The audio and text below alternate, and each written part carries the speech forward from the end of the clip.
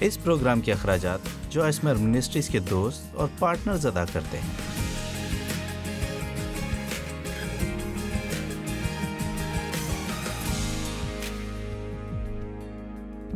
ہم تیسرے باب کو دوبارہ شروع کریں گے، جہاں پولس رسول دوبارہ اس بات کا ذکر کر رہا ہے کہ وہ مسیح یسوع کا قیدی ہے۔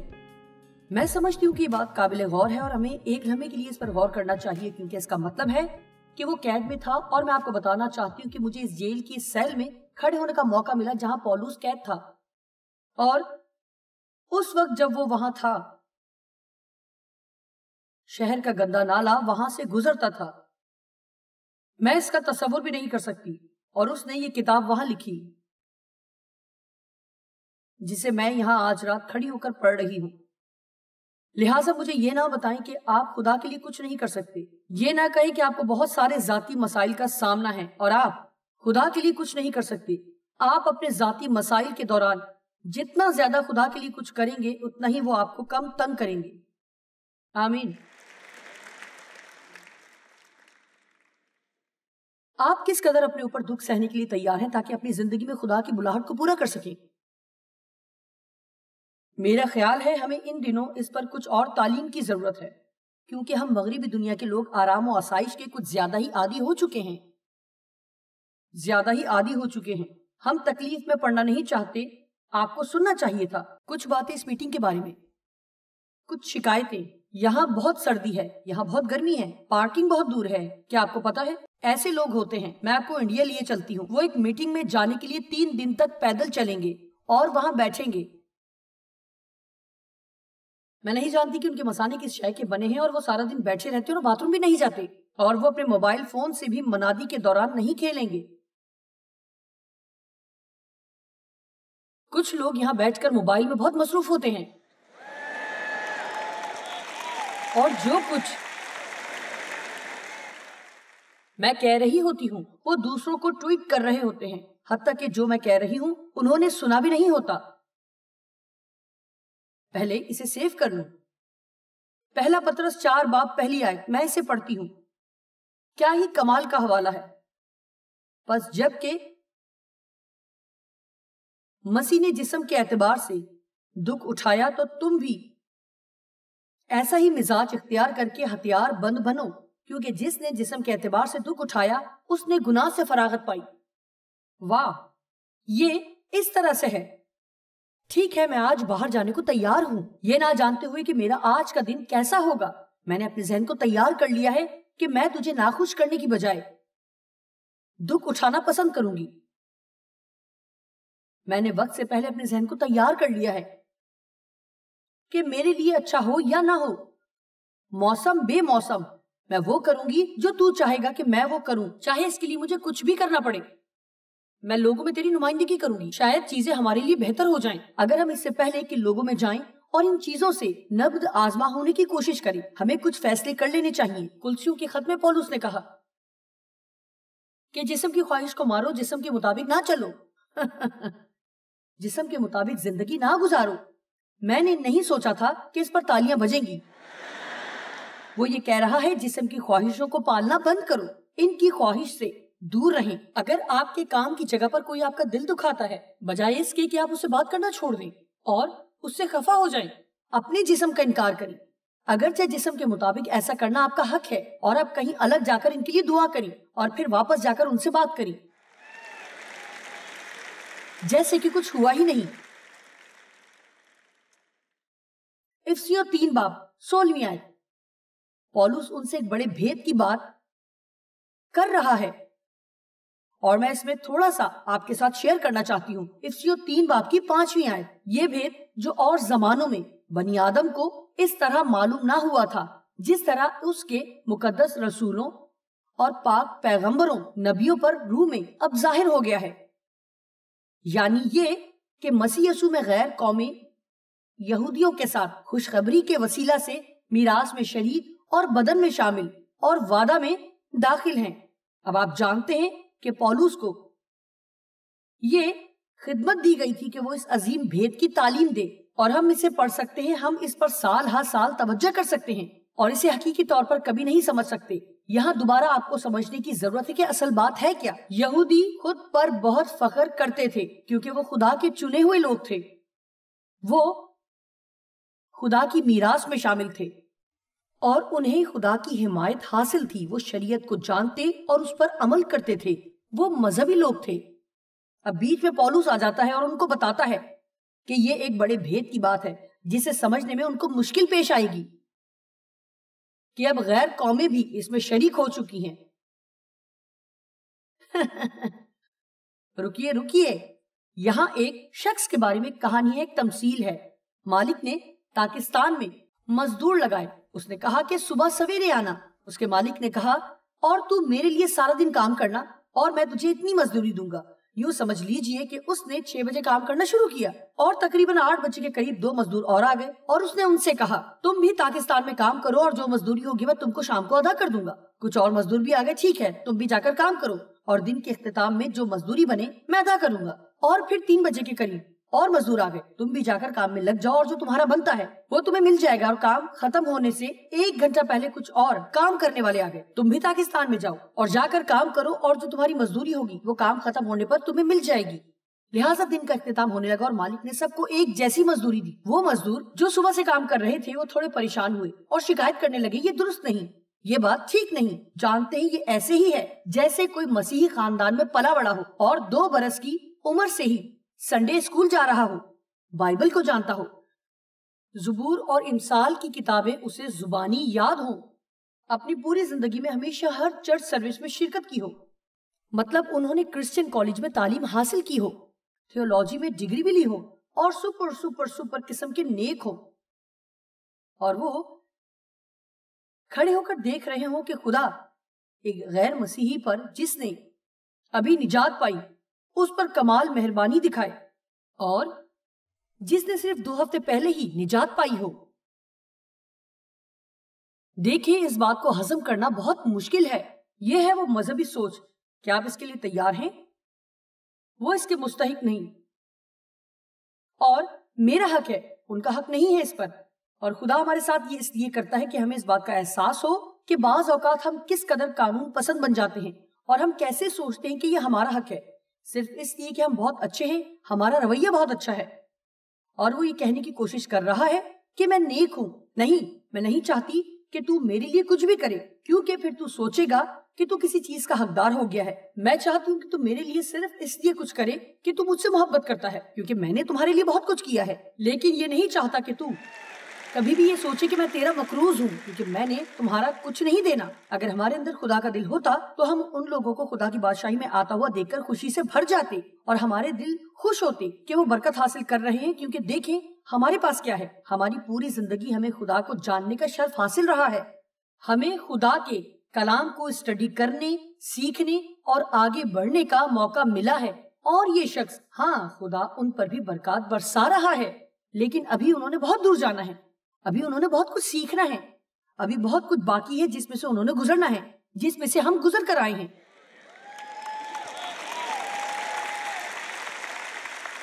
اور ہمیں ان کی تھوڑی سی بھی برکت کو حقیر نہیں جاننا چاہیے۔ وہ کہتا ہے نہیں، ایسے نہ بنو، ایسے شخص نہ بنو جو سوچتے ہیں چونکہ میں نے یہ کیا ہے اس لیے میں ان چیزوں کا حقدار ہوں۔ وہ شریعت اور فضل میں فرق کی بات کر رہا ہے۔ افسیوں 3 باب میں شریعت اور فضل پر بہت بات کی گئی ہے۔ ہم اس بات کا اندازہ بھی نہیں کر سکتے کہ یہ بات یہودی ثقافت کو کس قدر ہلا دینے والی تھی۔ آزاد مسیحی میں، اور ایک ایسے آزاد مسیحی میں جو مسیح میں آزاد ہے، اور ایک مذہبی شخص میں، حتیٰ کہ آج بھی ہلا دینے والا فرق ہے۔ اب سنیں، جس طرح سے ہم خدا کی آج رات پرستش کر رہے ہیں، اگر یہاں کچھ مذہبی لوگ آ جائیں تو وہ ہمیں پھانسی دینے کے لیے تیار ہو جائیں گے۔ جانتے ہیں کیوں؟ مذہبی لوگ سمجھتے ہیں کہ ہر چیز ان کے حساب سے ہونی چاہیے۔ آپ کو چرچ میں خاموش رہنا چاہیے کیونکہ وہ بھی خاموش رہتے ہیں۔ جب آپ دعا کریں تو سر کو جھکا کر رکھیں کیونکہ وہ بھی ایسا ہی کرتے ہیں۔ انہوں نے خدا تک پہنچنے کے اصول بنا رکھے ہیں، لیکن ہم پاک روح کی ہدایت میں چلتے ہیں۔ اس سے کیا مراد ہے؟ خدا ہم سب کے ساتھ ذاتی طور پر ملاقات کرتا ہے۔ آپ چلتے پھرتے دعا کر سکتے ہیں، آپ لیٹ کر بھی دعا کر سکتے ہیں اور کرسی پر بیٹھ کر بھی۔ شاید آپ کو محسوس ہوتا ہے کہ آپ زبور زبانی یاد کریں. مجھے ایسا نہیں لگتا. میرے پاس یہ عظیم نعمت نہیں. مجھے بہت کلام آتا ہے, وہ میرے منہ سے نکلتا رہتا ہے. لیکن اگر آپ کہیں کہ زبور سناؤ, میرا مطلب ہے شاید زبور 23 یا زبور 91 سنا بھی دوں, یا ان میں سے کوئی ایک جو میں بار بار پڑھتی ہوں, لیکن یہ میری مہارت نہیں ہے. ایک اور چیز جو پولس افسیوں کے خط 3 باب میں بتانے کی کوشش کر رہا ہے کہ ہم میں جو کچھ بھی اچھی چیز ہے وہ خدا کی طرف سے ہے. ہمارے اندر جو کچھ بھی ہے وہ خدا کی طرف سے ہے. ہمیں اپنی نعمتوں کے لیے خدا کا شکر ادا کرنا چاہیے, اور ہمیں دوسروں سے یہ توقع کرنا بند کر دینی چاہیے کہ وہ ہمارے جیسے ہوں. آمین. آپ اصول و ضوابط کے بنا خدا کے پاس نہیں پہنچ سکتے. میں یہ نہیں کہہ رہی کہ نظم و ضبط اچھی چیز نہیں ہے, یہ اچھی ہے. اگر آپ نے اپنے لیے بھی ذاتی طور پر کچھ اصول بنا رکھے ہیں, لیکن آپ کسی بھی چیز کے لیے اصول پرست نہیں بن سکتے. جانتے ہیں میں اپنے پہلے 2 گھنٹے خدا کے ساتھ گزارتی ہوں. اگر میں کسی وجہ سے ایسا نہ کر پاؤں, جو کہ ایسا کم ہی ہوتا ہے, یہ میرے لیے بہت اہم ہے, لیکن جب بھی ایسا ہوتا ہے مجھے تھوڑا سا بھی پچھتاوا نہیں ہوتا, کیونکہ یہ میرے لیے قانون نہیں ہے, یہ میرا استحقاق ہے. آمین. میں دیکھنا چاہتی ہوں کہ آیا میں آپ کی توجہ کچھ دیر کے لیے برقرار رکھ سکتی ہوں, کیونکہ میں کچھ کرنا چاہتی ہوں. خدا ہمیشہ اپنے لوگوں کے لیے لمبی مدت کے منصوبے رکھتا ہے, اور آپ کے لیے بھی خدا کا لمبا منصوبہ ہے. میں چاہتی ہوں کہ آپ یہ جانیں کہ ابھی اس وقت آپ کی زندگی میں جو ہو رہا ہے وہ اس سے بہت مختلف ہے جو آئندہ برس یا ایک اور برس کے بعد آئے گا, یا ایک اور برس کے بعد ہوگا. برعکس اس کے چیزیں کتنی اچھی ہیں وہ بہتر ہو سکتی ہیں, اور قطع نظر کہ آپ کے حالات کتنے برے ہیں وہ بہتر ہو سکتے ہیں. لہٰذا آپ کے مستقبل کے لیے خدا کے ذہن میں ایک ہی بات ہے, اور وہ ہے بہتری. آمین. سنیں, لکھا ہے, کیونکہ میں تمہارے حق میں اپنے خیالات کو جانتا ہوں. خداوند فرماتا ہی, یعنی سلامتی کے خیالات. اب خدا اپنے بندے کے لیے شروع ہی سے اچھے خیالات رکھتا تھا. پیدائش 1 باب پڑھیں. خدا نے آدم اور ہوا کے لیے ایک عظیم منصوبہ بنا رکھا تھا, جیسے ایک خوبصورت باغ. اس میں لگے درختوں پر کھانے کے لیے بہترین پھل تھے, وہ خوش رہتے. یہ تمام وسائل ہیں جو انہیں خدا کی خدمت کے لیے استعمال کرنے تھے. خدا صرف ایک چیز نہیں چاہتا تھا. کیا یہ کمال کی بات نہیں؟ بس صرف ایک چھوٹی سی بات تھی جو خدا نہیں چاہتا تھا کہ وہ کریں, اور یہ وہ چیز تھی جس پر خدا نے انہیں آزمانے کا سوچا. لہذا اس نے ہوا کو آزمایا, اور وہ بھی دلیل کے ذریعے. آپ کو بھی دلیل سے احتیاط کرنے کی ضرورت ہے. آپ کو غیر ضروری طور پر بحث میں پڑنے کے بجائے صرف ایمان لانے کی اور عمل کی ضرورت ہے. یہ بھی نہیں کہ کسی چیز کو غلط سمجھنا ہے, لیکن سنیے, خدا بعض اوقات ناقابل فہم کام کرنے کو بھی کہتا ہے جو سمجھ نہیں آتے. جیسے کہ وہ ابراہیم کے پاس گیا اور اس سے کہا, اپنے خاندان اور ناطے داروں کو چھوڑ اور ہر چیز کو چھوڑ کر اس جگہ جا جو میں تجھے دکھاؤں گا. اور خدا نے اسے یہ تک نہ بتایا کہ وہ اسے کہاں لے کر جانا چاہتا ہے, جب تک کہ جو کچھ اس کے پاس تھا اس کو چھوڑ کر چلنا پڑا. کتنے اس بات کے لیے تیار ہوں گے کہ جو کچھ بھی ان کے پاس ہے وہ سب چھوڑ کر یہ جانے بنا کہ کہاں جانا ہے, جہاں خدا کہے چل پڑیں. میرے ساتھ ایسا ہوا جب خدا نے مجھے کہا کہ اپنی منسٹری کو پوری دنیا میں 4 سمتوں میں پھیلا. جب میں نے جاب چھوڑی تو میرے پاس ایک ٹوٹا ہوا میز اور ایک پرانا کیلکولیٹر تھا, اور کہیں جانے کی کوئی جگہ نہیں تھی. مجھے کچھ پتا نہیں تھا کہ میں نے کیا کرنا ہے, اور مجھے اپنا حال ابراہیم جیسا لگ رہا تھا.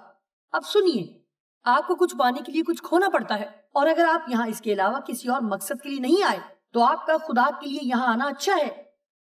یہاں پر بھی بونے اور کاٹنے والا اصول لاگو ہوتا ہے. آپ نے کسی چیز کو چھوڑا, آپ نے بویا اور آپ کو زیادہ ملے گا, اور کسی چیز کو چھوڑنا مشکل ہوتا ہے. زیادہ ملنے سے ہم زیادہ خوش ہوتے ہیں, لیکن اس کی شروعات دینے سے ہے. اور پھر عام طور پر درمیان میں انتظار کا وقت ہوتا ہے. جب تک روئے زمین باقی ہے تو ہمیشہ بیج بونے کا وقت ہوگا, اور پھر فصل کا, ہم اسے ذرا یوں کہتے ہیں, بیج بونے کا وقت ہوگا. وقت وقت وقت وقت, اور پھر تھوڑا اور وقت, اور پھر کچھ اور زیادہ وقت, اور پھر تھوڑا سا اور وقت, اور پھر فصل. دیکھا, آپ نے وقت کہنے پر تالیاں نہیں بجائیں. کسی ایک نے بھی وقت کے لیے تالی نہیں بجائی. لہٰذا کچھ دیر کے لیے توجہ سے سنیے. آپ کو اس میں سے اپنی زندگی کے لیے میرا ایمان ہے ضرور کچھ ملے گا. ابلیس نے ہوا کو آزمایا اور ہوا نے آدم کو. آدم اور ہوا کے گناہ کرنے کے بعد خدا کے پاس پہلے سے اپنے لوگوں کی بحالی کے لیے ایک منصوبہ تھا. میں آپ کو بتانا چاہتی ہوں خدا کے پاس ہمیشہ ایک منصوبہ ہوتا ہے. اور میں جانتی ہوں کہ آج دنیا میں جو کچھ ہو رہا ہے اس سے متعلق کافی تشویش پائی جاتی ہے. اور جو کچھ آج ہماری قوم کے ساتھ ہو رہا ہے کہ خدا کے پاس اس کا حل ہے. اس نے ابھی تک نہیں بتایا کہ کیا ہے، لیکن اس کے پاس ایک منصوبہ ہے اور ہم اس کا حصہ ہیں. آمین. اس نے انسان کے اختیار کو بحال کرنے کا ایک منصوبہ بنا رکھا ہے. آپ کو معلوم ہے کہ جب آدم اور ہوا نے گناہ کیا تو انہوں نے اپنا اختیار ابلیس کو دے دیا، جو خدا نے ان کو زمین کو معمور و محکوم کرنے اور اس پر اپنے اختیار قائم کرنے کے لیے بخشا تھا. انہوں نے اسے شیطان کو دے دیا. اگر آپ لوکا 4 باب اور اس کی 6 آیت میں دیکھیں تو یہ بات ثابت شدہ ہے. جب یسوع 40 دن اور 40 رات بیابان میں رہا اور شیطان نے اسے آزمانے کی کوشش کی. ایک آزمائش یہ بھی تھی جو ابلیس نے کہا، اور اس نے کہا یہ سارا اختیار اور ان کی شان و شوکت میں تجھے دے دوں گا کیونکہ یہ میرے سپرد ہے اور جس کو چاہتا ہوں دیتا ہوں. دیکھیے ابلیس اس قدر نہیں جانتا تھا جتنا وہ سمجھتا ہے کہ وہ جانتا ہے، کیونکہ وہ یسوع سے بات کر رہا تھا. جس سے متعلق بائبل میں لکھا ہے کہ خدا کا بیٹا اسی لیے ظاہر ہوا کہ ابلیس کے کاموں کو مٹائے. دراصل وہ اس سے بات کر رہا تھا جو اسے برباد کرنے کے لیے آیا تھا. اپنے دماغ میں یہ بات بٹھا لیں، خدا ہمیشہ لوگوں کے وسیلہ کام کرتا ہے. خدا ہمیشہ لوگوں کے وسیلہ سے کام کرتا ہے. اگر آپ چاہتے ہیں خدا آپ کے لیے معجزہ کرے تو ممکن ہے کہ وہ آپ پر ظاہر کرے کہ آپ کو کچھ کرنے کی ضرورت ہے. میرے خدایا یہ ٹھیک ہے. جہاں تک تعلیم دینے کی بات ہے، گزشتہ سال میرے لیے کافی بڑا تھا. یہ ایسے جیسے ہم خدا کے ساتھ شراکت دار ہیں. خدا لوگوں کے ذریعے جو چاہتا ہے وہ کر سکتا ہے. میں یہ نہیں کہہ رہی کہ لوگوں کے علاوہ خدا اپنی خود مختاری میں کام نہیں کر سکتا، لیکن آپ تاریخ اٹھا کر دیکھ لیں. اس نے ابراہم، موسیٰ، یوسف، آستر، روت، دانیل اور نبیوں کے وسیلہ اور قاضیوں کے وسیلہ اور بہت سے لوگوں کے وسیلہ کام کیا، اور وہ آپ کے وسیلہ کام کرنا چاہتا ہے. اور مزید یہ بات بھی ناقابل یقین حد تک زبردست ہے کہ خدا ایک بندے یا بندی کے وسیلے کیا کچھ کر سکتا ہے جو اس کے ساتھ وفاداری اور ثابت قدمی کے ساتھ چلتے ہیں. میرا مطلب ہے یہ ناقابل تصور بات ہے کہ وہ ایک شخص کے وسیلہ کیا کر سکتا ہے. ایک شخص، جی ایک شخص. خدا کے پاس منصوبہ تھا اور اس نے انتظار کیا. خدا انتظار کرتا ہے اور ہمیں بھی یہ سیکھنے کی ضرورت ہے. اور اس نے ابراہم کے ساتھ ایمان کا عہد باندھا. آئیے مل کر دیکھتے ہیں پیدائش 12 باب پہلی 3 آیات. اور خداوند نے ہاران میں ابراہم سے کہا تو اپنے وطن اور اپنے ناطے داروں کے بیچ سے اور اپنے باپ کے گھر سے اپنے فائدے کے لیے نکل کر اس ملک میں جا جو میں تجھے دکھاؤں گا، اور میں تجھے ایک بڑی قوم بناؤں گا اور برکت دوں گا، کثرت کے ساتھ تجھ پر مہربانی کروں گا اور تیرا نام سرفراز کروں گا، سو تو باعث سے برکت ہو، اچھائی دوسروں کے ساتھ بانٹے گا، اور جو تجھے مبارک کہیں ان کو میں برکت دوں گا، جو تیرے لیے خوشحالی یا خوشی کا سبب ہو، اور جو تجھ پر لعنت کرے میں اس پر لعنت کروں گا، اور زمین کے سب قبیلے تیرے وسیلہ سے برکت پائیں گے. تیرے وسیلہ وہ خود کو برکت دیں گے. مجھے تو اس میں ایک بہت بڑا اجر دکھائی دے رہا ہے صرف ان چند چیزوں کو پیچھے چھوڑ دینے کی وجہ سے. شاید آپ یہ بات نہ جانتے ہو کہ ابراہم کا سارا خاندان بت پرست تھا، لہٰذا خدا کو اسے وہاں سے نکالنا پڑا. یہاں ایک شخص ہے جو اپنی زندگی میں خدا کی مرضی کو پورا کرنے کے لیے اپنا سب کچھ چھوڑ دیتا ہے، اور آپ میں سے کچھ ہیں جو اپنے دوستوں کو نہیں چھوڑنا چاہتے. خدا نے کہا ان لوگوں میں سے نکل آ.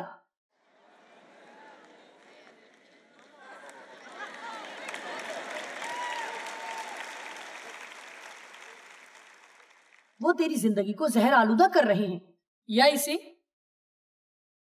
سادہ الفاظ میں یوں کہا جا سکتا ہے کہ ان کے ساتھ کھانے کی میز پر نہ بیٹھ جہاں وہ ہر روز ایک نئی افواہ پھیلانے میں مصروف رہتے ہیں. وہاں سے اٹھ اور کہیں اور چلا جا اور مجھ سے بات کر. جو کچھ ہو رہا ہے میں اس کا حصہ بننا چاہتا ہوں. کیا آپ کو میری بات سمجھ آ رہی ہے؟ اس نے ابراہیم سے کہا تجھے کچھ چیزوں کو چھوڑنا ہوگا تاکہ کچھ اور چیزوں کو حاصل کر سکے، اور آپ میں سے کچھ کے لیے خدا نے زبردست چیزیں رکھی ہیں تاکہ انہیں حاصل کریں، لیکن آپ ان چیزوں کو نہیں چھوڑ رہے جو خدا چاہتا ہے کہ آپ چھوڑ دیں۔ آمین۔ کوئی بھی بتا سکتا ہے، سنیے میری مدد کریں، میں جاننا چاہتی ہوں کہ میں ٹھیک پیغام سنا رہی ہوں۔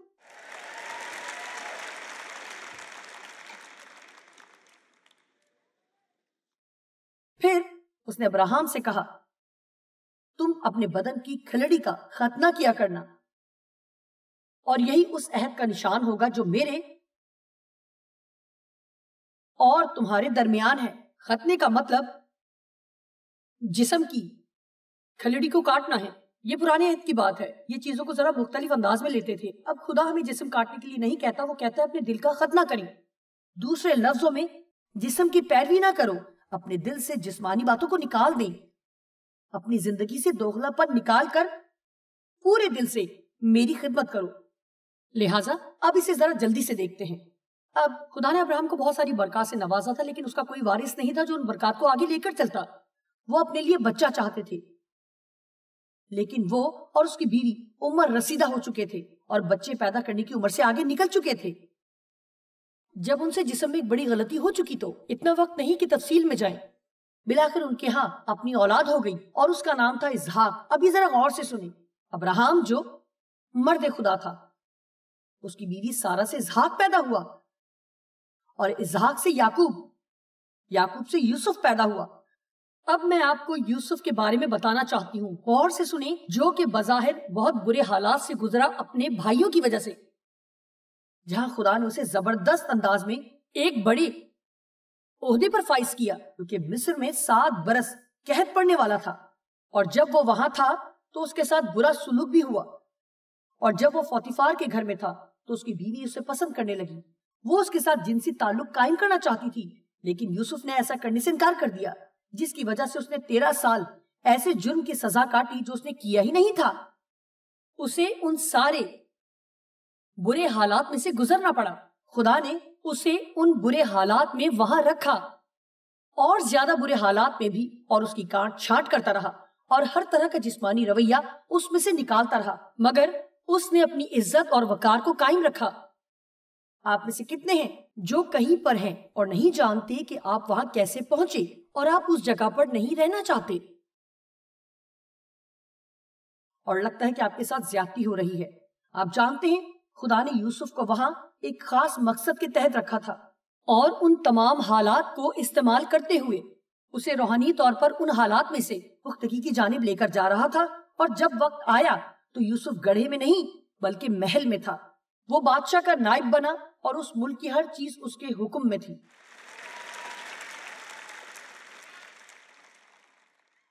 اور پھر 400 سال کے بعد موسیٰ پیدا ہوا۔ اس وقت جو لڑکا پیدا ہوتا اسے مار دیا جاتا تھا، کیونکہ بنی اسرائیل بہت بڑھ رہے تھے اور فرعون ان سے بہت خوف زدہ تھا۔ اور میں آپ کو بتاتی ہوں، میرا یقین ہے کہ مسیحیت بھی بڑی تیزی سے بڑھ رہی ہے اور ابلیس بھی ہم سے خوف زدہ ہے۔ آمین۔